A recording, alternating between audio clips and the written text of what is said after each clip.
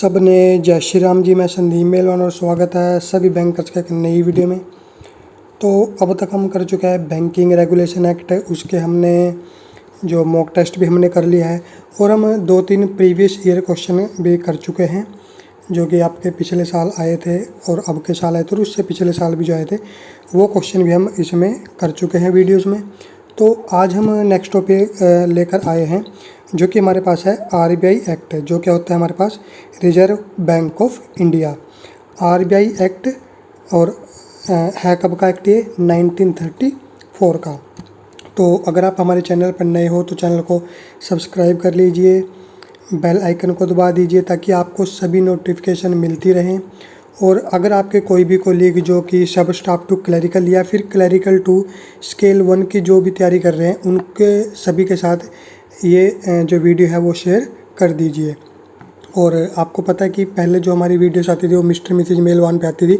अब जो आपकी जितनी भी वीडियोस आएंगी वो जो मेलवान स्टडी जो चैनल हमने नया बनाया है उसके ऊपर आपकी सारी वीडियोस आएंगी, जिसका लिंक आपको डिस्क्रिप्शन में मिल जाएगा या फिर आप जो सर्च कर भी चैनल पर जा सकते हो। तो चलिए शुरू करते हैं। तो आज का हमारा टॉपिक है reserve Bank of India RBI act 1934।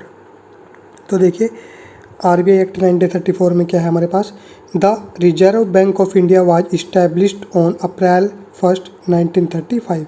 कि जो रिजर्व बैंक ऑफ इंडिया है वो इस्टेब्लिश कब हुआ था, 1 अप्रैल 1935 को, under the recommendation of the RBI act 1934।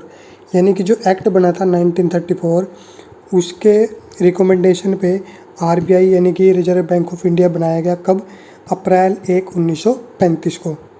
तो डेट देखिए आपको याद रखनी है कि 1 साल के जो एक्ट बना था उसके 1 साल के बाद जो एक्ट जो रिजर्व बैंक ऑफ इंडिया बना था डेट क्या थी, अप्रैल 1। अप्रैल 1 आपको याद रखनी है कि जो फाइनेंशियल ईयर स्टार्ट होता है 1 तारीख से होता है, 1 अप्रैल से।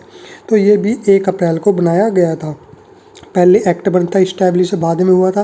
तो एक्ट बना था 1934 में और reserve Bank of India establish कब हुआ, अप्रैल 1 1935 को। ये दोनों डेट आपको याद रखनी है। Known as the John Hilton Young commission of on Indian currency and economy.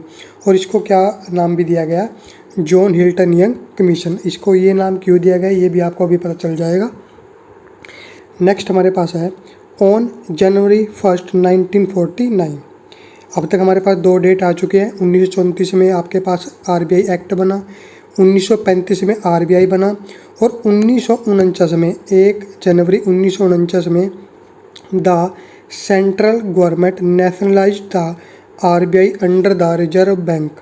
की जो आरबीआई था वो नेशनलाइज कब हुआ, था यानी कि राष्ट्रीयकरण कब हुआ था, 1949 में। 1 जनवरी 1949 को इसका राष्ट्रीयकरण यानी कि नेशनलाइज हो गया था बैंक। और under the Reserve Bank Transfer of Public Ownership Act 1948 में by paid up capital of 5 crore, 5 crore pay करके यानी कि आरबीआई को सेंट्रल गवर्नमेंट के द्वारा, और उसको क्या कर दिया था, उसको नेशनलाइज कर दिया गया था। और ये 5 करोड़ जो पेड अप कैपिटल होता है रिजर्व बैंक का, ये कहाँ पे होता है, ये रिजर्व बैंक के आरबीआई के रिजर्व में रखा जाता है। नेक्स्ट हमारे पास इसके बारे में हम आगे भी पढ़ेंगे। नेक्स्ट है the Reserve bank is merged bye the central board of directors comprising 4 local boards Mumbai, Delhi, Calcutta and Chennai. की जो रिजर्व बैंक ऑफ इंडिया है सेंट्रल बोर्ड के द्वारा चला जाता है, डायरेक्टर के द्वारा चला जाता है। तो इसके बोर्ड कहाँ कहाँ पर है, मुंबई, दिल्ली, कलकत्ता और चेन्नई। उसके बाद आरबीआई कंसिस्ट ऑफ, आरबीआई में देखिए कौन कौन होता है, 1 गवर्नर होता है, 4 डेप्यूटी गवर्नर होते हैं और 15 इसमें अदर्स डायरेक्टर्स होते हैं। उसके बाद फर्स्ट गवर्नर देखिए कौन है इसका, ओ स्मिथ। और देखिए जब जो बैंक बना 1935 में उस वक्त भारत आज़ाद नहीं था, ठीक है, यानी कि उसके ऊपर अंग्रेज़ों का शासन था। तो यानी कि जो फर्स्ट गवर्नर होगा वो भी कहाँ का था, वो इंडिया का नहीं था, ठीक है। तो इसलिए यहाँ पे क्या आया, ओ स्मिथ।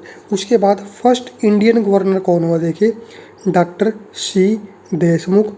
और करंट गवर्नर कौन है, श्री संजय मल्होत्रा। तो ये आपको याद रखना है कि फर्स्ट गवर्नर था ओ स्मिथ और फर्स्ट इंडियन गवर्नर कौन था, डॉक्टर सी देशमुख। और करंट में अभी हमारे पास है श्री संजय मल्होत्रा। बाकी जब तक आपका एग्जाम आता है शायद चेंज हो जाए, तो ये बाकी अभी आपको ये याद रखना है। Next, functions of RBI. देखिए आरबीआई के फंक्शंस कौन कौन से हैं। इश्यूअर ऑफ करेंसी, सबसे बड़ा फंक्शन क्या है देखिए, issuer of currency. Authorise to issue currency notes, यानी कि जो आरबीआई है उसके पास ऑथराइजेशन है, सोल ऑथराइजेशन है, अकेला वो ऐसा जो बॉडी है इंडिया के अंदर जो कि करेंसी नोट को इशू कर सकते हैं। 1 rupee note is issued by the central government. ठीक है, ये चीज़ आपको याद रखनी है कि जितनी भी करेंसी होती है वो सारी किसके द्वारा इशू की जाती है, आरबीआई के द्वारा।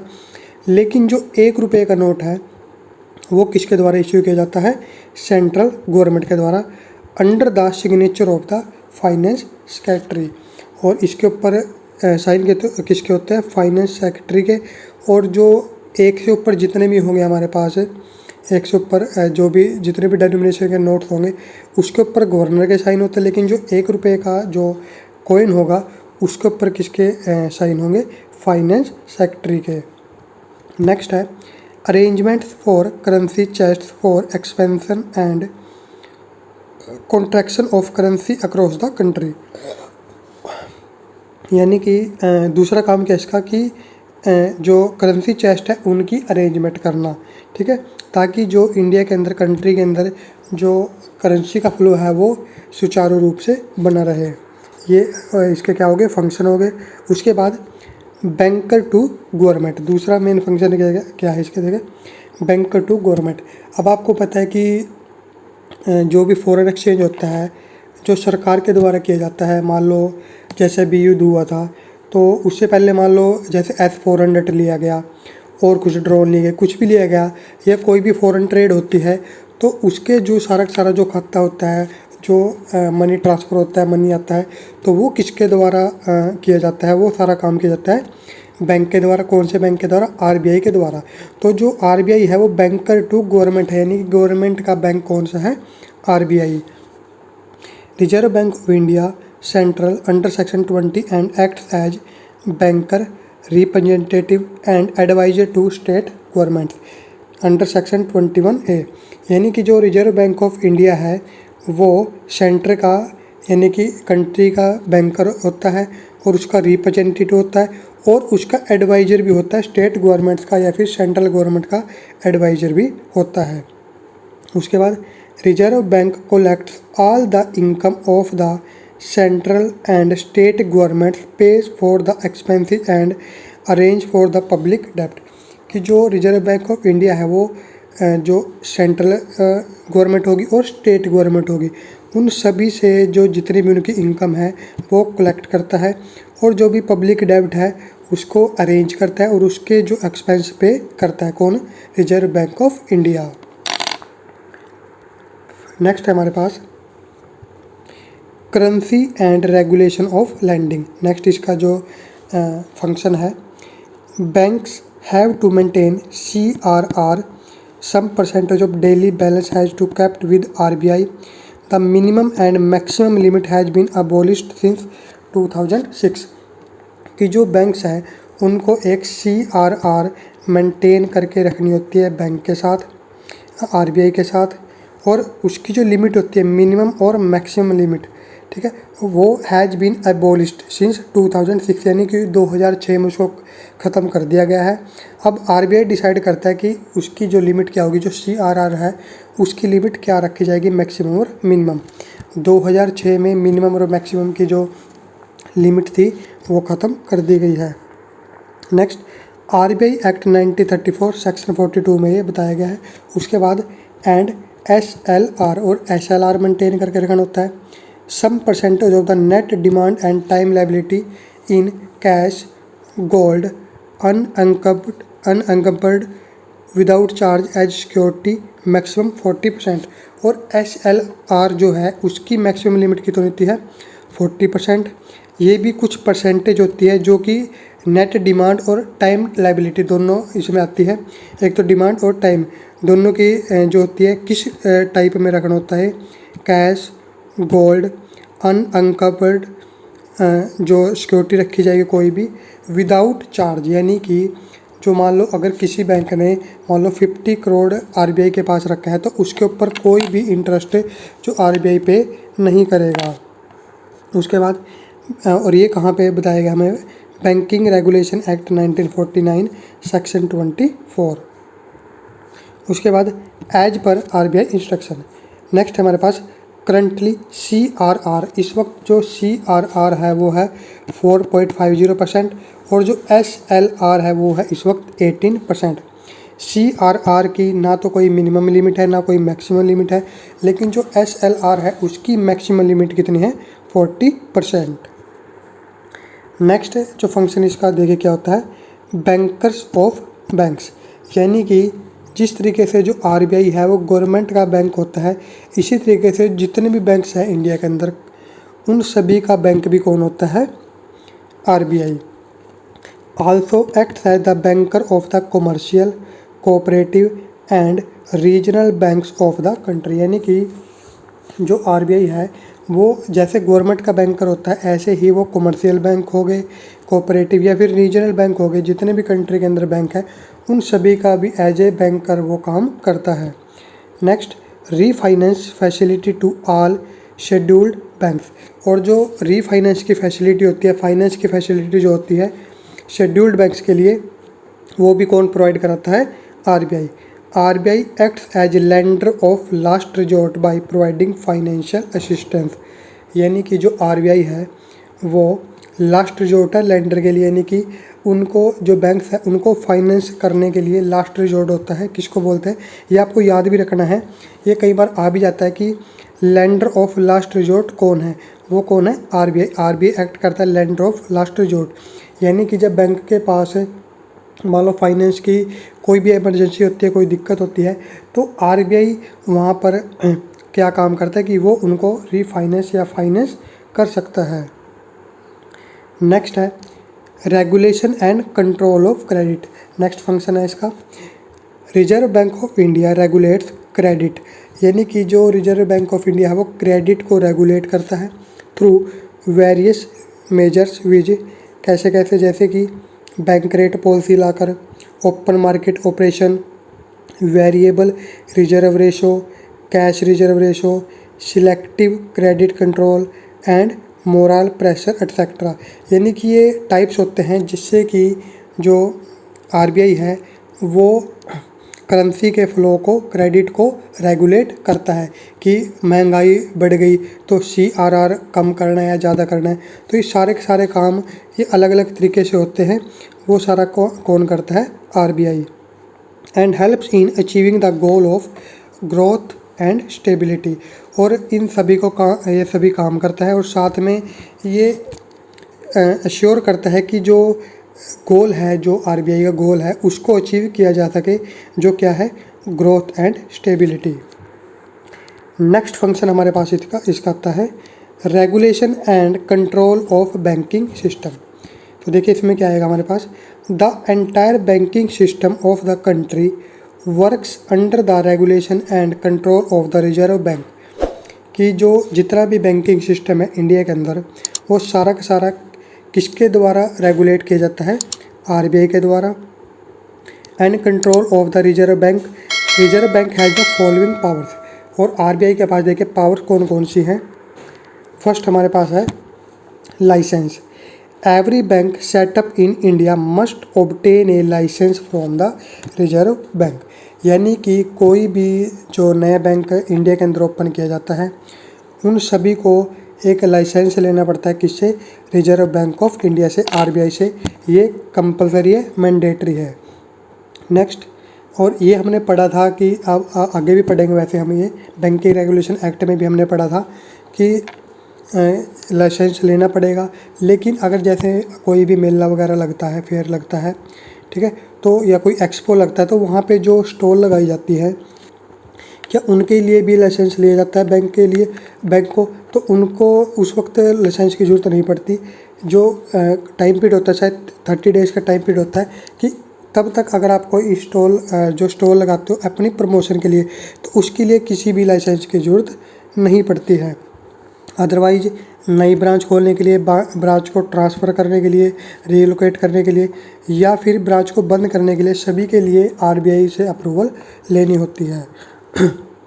नेक्स्ट है arrangement. The Reserve bank constantly monitors the arrangement of other banks. और जो आरबीआई है उसका काम क्या होता है कि सभी अरेंजमेंट बनाना बैंक्स के लिए, और उनको रेगुलेट करना और उनको मॉनिटर करना, ये सारा काम किसका है? आरबीआई का। नेक्स्ट है लिक्विड रिजर्व।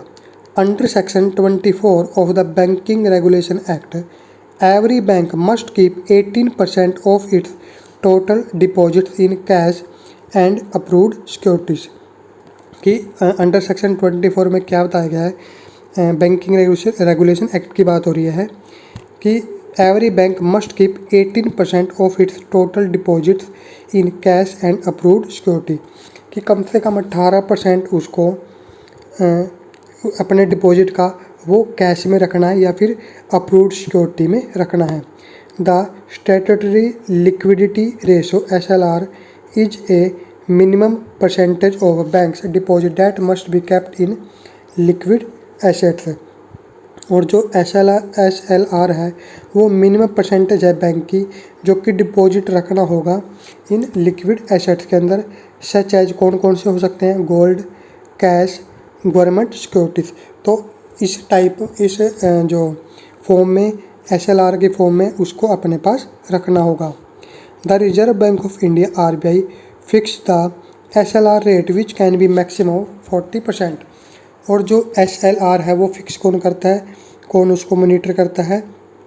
आरबीआई। और इसकी जो मैक्सिमम परसेंटेज है 40%।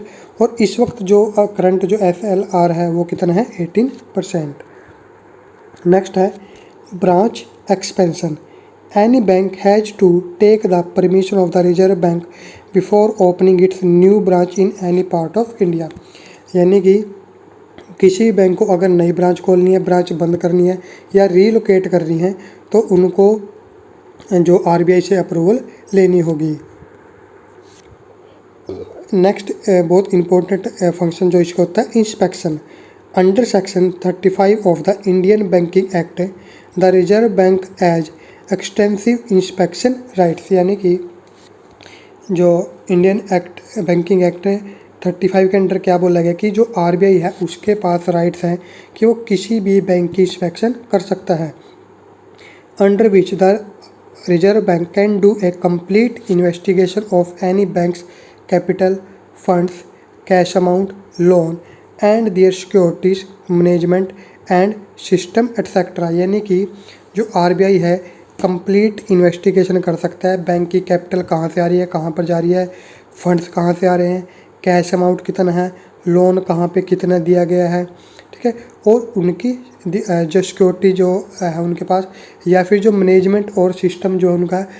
तो किसी भी बैंक के ये सारे काम जो आरबीआई है वो इनको इंस्पेक्ट कर सकता है, कभी भी इंस्पेक्ट कर सकता है। And if no possibilities of rectification of irregularities, RBI can arrange liquidation और मर्जर। और अगर क्या होता है कि मान लो उसमें कुछ खामियां पाई जाती हैं और उनको इरेगुलरिटीज पाई गई, उनको रेक्टिफाई नहीं किया जा सकता, यानी कि उनको ठीक नहीं किया जा सकता, तो जो आरबीआई क्या करता है उसकी लिक्विडेशन करता है या फिर उसको मर्ज करने की जो प्रोसेस है उसको फॉलो करता है। ये हमने दोनों बैंकिंग रेगुलेशन एक्ट में हमने पढ़ लिया है कि लिक्विडेशन और मर्जर किस तरीके से होगा। नेक्स्ट है 6 liquidation and merger. The Reserve Bank can apply to the court under section 38। Section 38 के अकॉर्डिंग जो बैंकिंग रेगुलेशन एक्ट है उसके सेक्शन 38 के अकॉर्डिंग रिजर्व बैंक क्या कर सकता है, कोर्ट के अंदर अप्लाई कर सकता है किसी भी बैंक की लिक्विडेशन के लिए, for the liquidation of a banks with very bad financial condition to those whose economic condition is relatively better. तो किसी भी बैंक की अगर फाइनेंशियल कंडीशन ख़राब है तो बैंक जो आरबीआई है वो उस बैंक की लिक्विडेशन के लिए कोर्ट में अप्लाई कर सकता है after closing there regular business for 6 month. और पहले उसका जो रेगुलर बिजनेस बैंक का क्या होता है, डिपॉजिट, विड्रॉ और जो लोन प्रोवाइड करना। तो इन काम को, ठीक है, इनको बंद करके 6 महीने के लिए, और plans to merge it with a strong bank. तो या तो उसको लिक्विडेट कर सकता है या फिर मर्ज कर सकता है। अगर आरबीआई को लगता है कि मर्ज करके काम चल जाएगा तो लिक्विडेशन के बजाय बैंक क्या करता है, किसी स्ट्रॉन्ग बैंक के साथ उसका जो मर्जर कर देता है। नेक्स्ट हमारे पास आता है इसमें manager of foreign exchange reserve. तो इसमें देखिए क्या होगा, the Reserve Bank of India buys and sells foreign currencies with the objective of keeping the foreign exchange rate stable and safeguard the foreign exchange reserve of the country.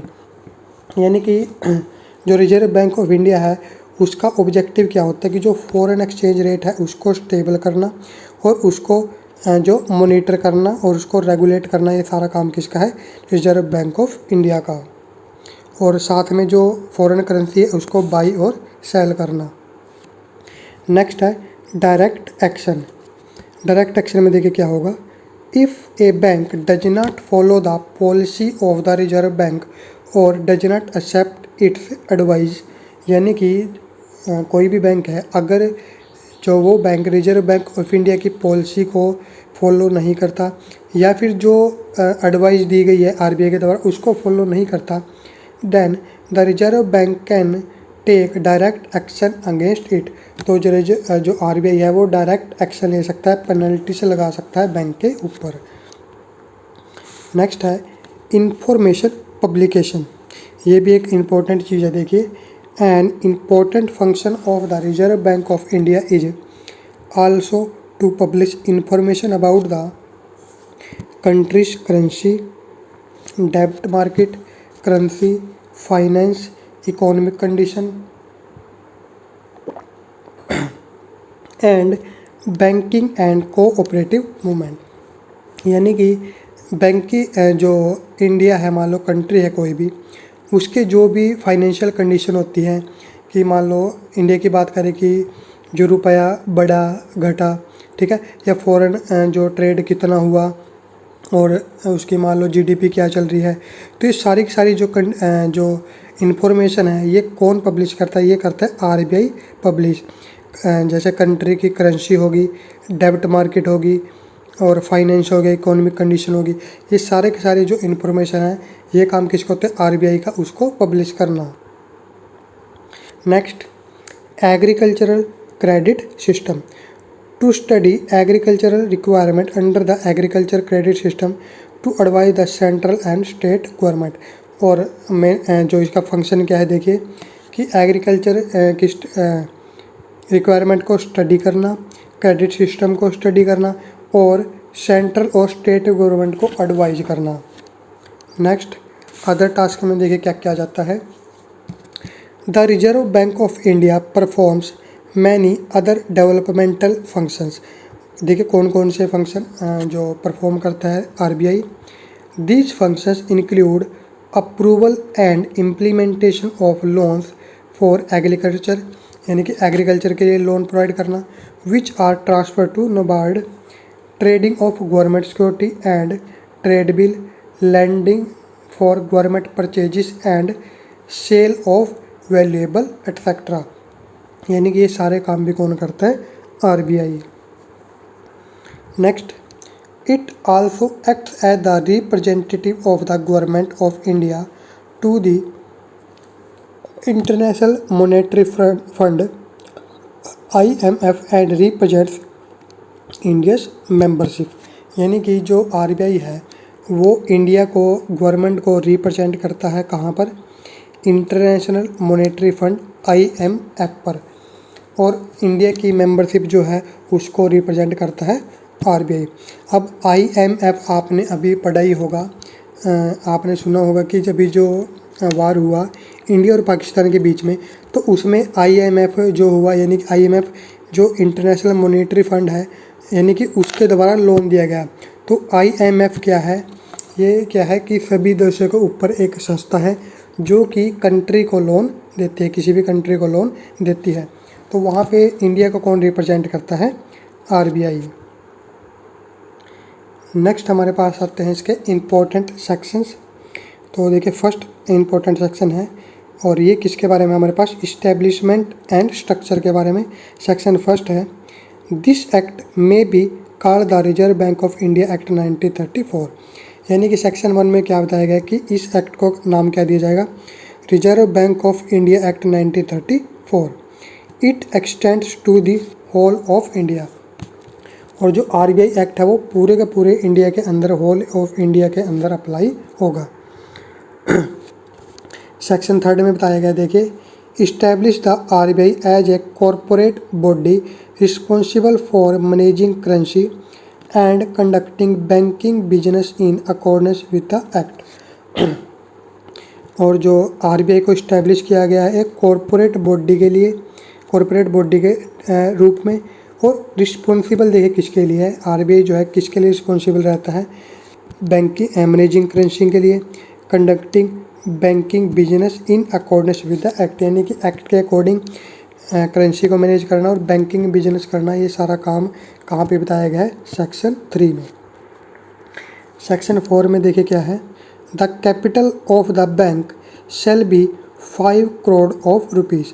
यानी कि जो paid up capital होगा जो RBI का वो कितना होगा, 5 crore. Section 6, the bank shall as soon as may be establish office in Bombay, Kolkata, Delhi and Madras and may establish branches और agency in any other places India. यानी कि जैसे ही एक्ट में बताया गया है सेक्शन 6 में कि जैसे ही जो RBI इस्टेब्लिश होगा उसके साथ ही वो अपने ऑफिस खोल लेगा बॉम्बे, कलकत्ता, दिल्ली एंड मद्रास के अंदर। और इसके साथ वो इंडिया के अंदर अपनी और ब्रांचेस भी, एजेंसीज भी ओपन कर सकता है। यानी कि मेन ऑफिस तो बॉम्बे, कोलकाता, दिल्ली और मद्रास में रहेंगे और बाकी जगह वो अपनी जो एजेंसी, जो ब्रांचेज भी ओपन कर सकता है। नेक्स्ट है section 7, empowers the central government to issue direction to the RBI in matters of public interest after consultation with the RBI governor. जो सेक्शन 7 है भी देखिए बहुत ज़्यादा इंपॉर्टेंट है। इम्पोर्टेंट क्यों है, देखिए, एम्पावर्स द सेंट्रल गवर्नमेंट। अब तक तो हमने ये पढ़ा कि RBI को क्या क्या पावर है, लेकिन सेक्शन 7 में क्या बताया गया है कि सेक्शन 7 जो सेंट्रल गवर्नमेंट है उसको पावर देता है टू इशू डायरेक्शंस इशू करना, यानी कि RBI को डायरेक्शन इशू करना in matters of public interest after consultation with the RBI governor. यानी कि RBI गवर्नर के साथ कंसल्टेशन करके उसके बाद जो सेंट्रल गवर्नमेंट है वो ऑफिशियली RBI को डायरेक्ट कर सकता है कि आपको ये काम करना है, ये काम नहीं करना है। यानी कि सेंट्रल गवर्नमेंट RBI को ऑर्डर दे सकता है कि आपको पब्लिक इंटरेस्ट के अंदर ये काम करना है या फिर नहीं करना है। This section has been a point of contention regarding the autonomy of the RBI। और जो ये सेक्शन है सेक्शन 7, ये हमेशा से ही एक विरोधाभास रहा है।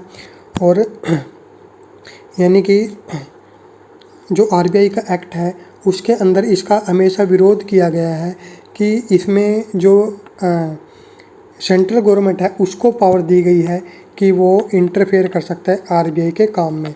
अब तक हमने सेक्शन पढ़े थे और इससे लगभग जितने भी सेक्शन हैं उन सभी में हम क्या पढ़ते हैं कि RBI के पास पावर है अपनी जो अपना एक्ट है उस एक्ट के अकॉर्डिंग चलता है, वो किसी दूसरे एक्ट के अकॉर्डिंग नहीं चलता। ये भी हम आगे जाके पढ़ेंगे। लेकिन सेक्शन 7 में क्या बोला गया है कि जो गवर्नमेंट है वो RBI को डायरेक्शंस दे सकती है और इसीलिए सेक्शन 7 का हमेशा से विरोध किया जाता है RBI के द्वारा। नेक्स्ट है section 8, details the composition and functions of the central board of directors the apex decision making body of the RBI। Section 8 में क्या बताया गया है कि जो फंक्शंस होंगे और कंपोजिशन होगी, यानी किस तरीके से बनाया जाएगा board, central board of director, उसके बारे में बताया गया है। और decision making body of the RBI, देखिए इसमें कौन कौन होंगे। फर्स्ट है हमारे पास एक governor and not more than 4 deputy governor to be appointed by the central government, यानी कि एक गवर्नर होगा और 4 से ज़्यादा डेप्टी गवर्नर नहीं होंगे, और अपॉइंट किसके द्वारा किए जाएंगे, सेंट्रल गवर्नमेंट के द्वारा। दूसरा 4 directors are to be nominated by the central government, 4 जो डायरेक्टर है वो सेंट्रल गवर्नमेंट के द्वारा नॉमिनेट किए जाएंगे। 1 from each of the 4 local boards as constituted by the section 9, section 9 में जो कि 4 बोर्ड बनाए गए हैं उन सभी में से एक एक जो डायरेक्टर है वो नॉमिनेट किया जाएगा सेंट्रल गवर्नमेंट के द्वारा। नेक्स्ट है third 10 directors to be nominated by the central government, और 10 डायरेक्टर सेंट्रल गवर्नमेंट के द्वारा नॉमिनेट किए जाएंगे।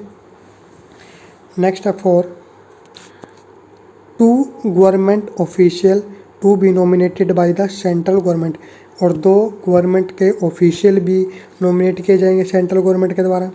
और फिफ्थ है हमारे पास 2 फाइनेंस मिनिस्ट्री रिप्रेजेंटेटिव, और जो फाइनेंस मिनिस्ट्री है इंडिया की तो उसमें से भी 2 जो रिप्रेजेंटेटिव नॉमिनेट किए जाएंगे, जो यानी कि जो फाइनेंस मिनिस्ट्री है इंडिया की उसको रिप्रेजेंट करेंगे आरबीआई के अंदर।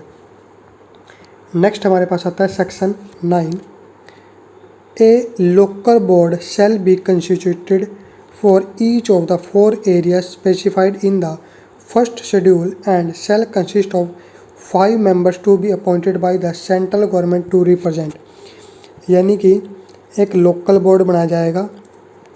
सभी 4 जो एरिया हैं फर्स्ट शेड्यूल में जो बताया गया है उसमें हमारे पास एक लोकल बोर्ड बनाया जाएगा और 5 मेंबर अपॉइंट किए जाएंगे सेंट्रल गवर्नमेंट के द्वारा उसको रिप्रेजेंट करने के लिए। As far as possible territorial and economic interest and the interest of cooperative and indigenous banks, यानी कि टेरिटोरियल बैंक हो गया, इकोनॉमिक इंटरेस्ट होगा, या फिर कोऑपरेटिव बैंक हो गया, या फिर जो इंडिया के जितने बैंक हो गए इंडिजीनियस बैंक हो गया। तो सारे के सारे बैंकों को, यानी कि एक बोर्ड बनेगा 4 एरिया में से और 5 मेंबर उसके द्वारा मेंबर बनाए जाएंगे जो कि उसको रिप्रेजेंट करेंगे। उसके बाद नेक्स्ट फंक्शन इसमें आता है the members of the local board shall elect from the amongst themselves 1 person to be the chairman of the board, और जो लोकल बोर्ड है उसके अंदर से ही सभी जो पर्सन सिलेक्ट किए जाएंगे और उन्हीं में से एक चेयरमैन भी सिलेक्ट किया जाएगा, बोर्ड का एक चेयरमैन सिलेक्ट किया जाएगा। Next third every member of A local board shall hold office for a term of 4 years, और जो हर एक मेंबर है लोकल बोर्ड का वो 4 साल तक ऑफिस को होल्ड करेगा, यानी कि 4 साल तक वो अपनी पोजीशन पर रहेगा।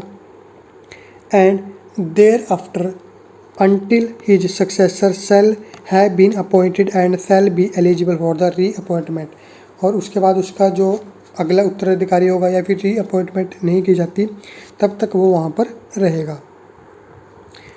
Next A local board shall advise the central board on such matters as may be generally or specifically referred to it and shall perform such duties as the central board may delegate to it, और जो local board होगा वो central board को जो rule और regulation हैं उनके बारे में एडवाइज करेगा, और जो यानी कि जो ड्यूटीज़ वगैरह हैं जो भी हैं और जो डेलीगेशन है उसके बारे में जो सेंट्रल बोर्ड को एडवाइज करेगा लोकल बोर्ड के अंदर से ही। तो ये था हमारे पास देखिए reserve Bank of India RBI act 1934। तो ये हाफ आपके पास हो चुका है, एक वीडियो और आएगी और आपका जो आरबीआई एक्ट है वो कंप्लीट हो जाएगा। अब जैसा हमारे पास अब की बार जो एग्ज़ाम आया था, जो चाहे वो क्लरिकल का हो या स्केल 1 का हो, तो आपकी जो तैयारी है उसी तरीके से कराई जा रही है। पिछली बार जो हमारी वीडियो आपने अगर देखी हो आरबीआई एक्ट की, तो उसमें इतने ज़्यादा सेक्शन और इतने जो ब्रीफ में नहीं थे, इतने डिटेल में नहीं थे। लेकिन अब की बार जो आपके पास है, जो टॉपिक कराए जाएंगे वो अच्छे तरीके से पूरे डिटेल में कराए जाएंगे। नहीं तो जो आरबीआई का टॉपिक है वो बहुत छोटा है, वो अब तक कब का कंप्लीट हो जा चुका होता है। लेकिन आपके पास पूरे डिटेल में कराएंगे ताकि आपका कोई भी जो क्वेश्चन है वो आपका ना छूटे। तो अगर आप चैनल पे नए हो तो चैनल को सब्सक्राइब ज़रूर कर लेना, और ऐसी और भी वीडियोस आपके पास चैनल पे आती रहेंगी। और इंग्लिश का जो टॉपिक है हमारे पास वो भी हम जल्दी स्टार्ट करेंगे, और जैसे ही आरबीआई एक्ट ख़त्म होगा उसके बाद ही इसका मॉक टेस्ट भी साथ के साथ आ जाएगा। तो इस वीडियो में इतना ही, मिलेंगे नेक्स्ट वीडियो में। तब तक के लिए सबको जय श्री राम।